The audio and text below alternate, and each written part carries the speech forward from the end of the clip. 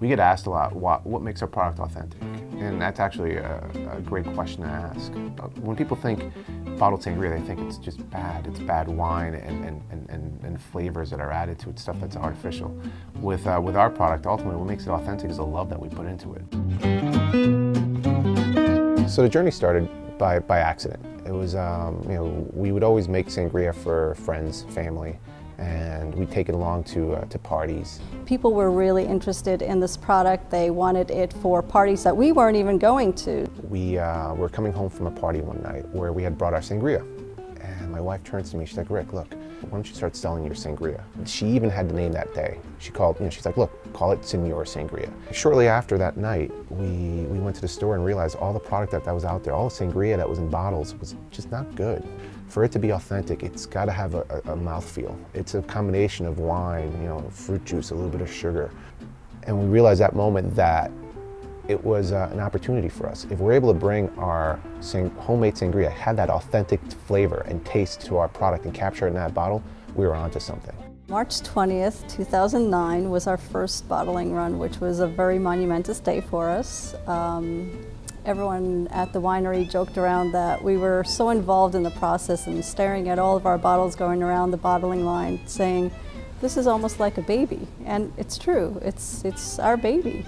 It's almost like a romance when you're watching the bottle kind of get filled with the sangria. One of the pieces of equipment that's really exciting there is this filler, because the bottles go in empty, right?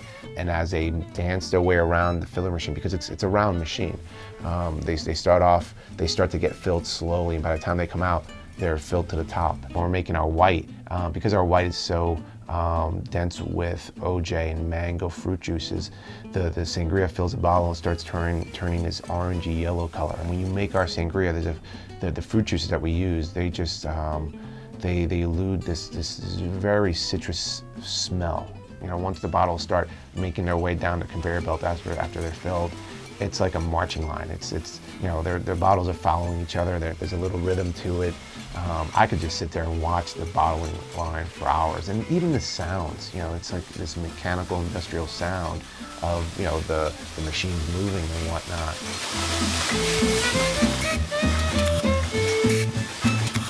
After they're filled, they're walking down the line, and they look naked. I mean, there's no label on them. They get a label put on, and they get spun around, and just watching the labels get put on, it's something that I'm biased because it is our baby, because it is our product, but it's something that is we love to watch.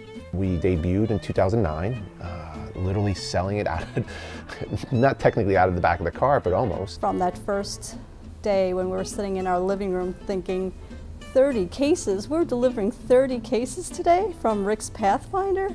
We started selling it on our own, we started knocking on doors and getting that excitement that we had about our sangria when we took it to friends' houses, and replicating that for inside the liquor stores and the retailers.